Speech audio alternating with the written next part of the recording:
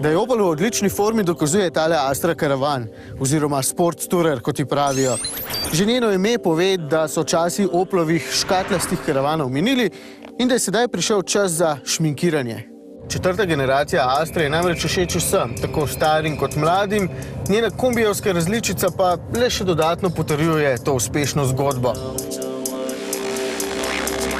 Oblikovno tako trendovskega avtomobila, ki je eleganten in skorajda športen hkrati, drugje res ni lahko najti. Tudi notranjost je nekaj posebnega. Prvič zato, ker je precej unikatne oblike in drugič zato, ker so uporabili odlične materiale, različnih barv, različnih potiskov, različnih profilov, trde in mehke sorte. In če si boste omislili še to čokoladno oker kombinacijo armaturne plošče ter te usnjene, perforirane sedeže s svetlimi šivi, potem je počutje tule znotraj skoraj popolno. Končna izdelava je solidna, nekatere plastike namreč znajo prav grdo štrleti in celo odstopati. No, da bi bila Astra še pred nekaj leti lahko trening center za vse strojopiske, pa so poskrbeli s kopico tehle stikal na sredinski konzoli.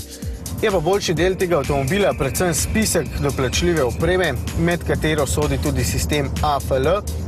To so odlični žarometi, ki znajo svetiti tudi v zavoj. Zakaj Sports Tourer ni tipičen karavan, pa pokaže njegova neprostornost. Sam nisem velik, pa tule za menoj ni dovolj prostora, da bi kakšna višja oseba stlačila noge. No way, bi rekel naš premier. Podobno je z zadkom.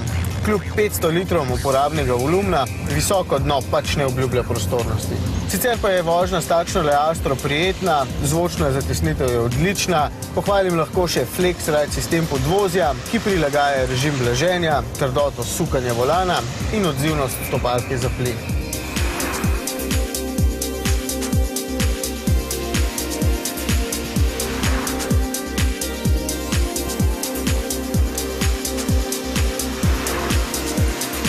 Nažalost pa kapaciteti podvozja ne sledi 1,7-litrski turbodizelski motor, ki sicer ponuja 92 kW moči in 280 Nm navora. Anemičnost je edina beseda, s katero ga lahko opišem, moti pa tudi velika turboluknja, ki ne sodi v motoroznanstvo zadnje generacije.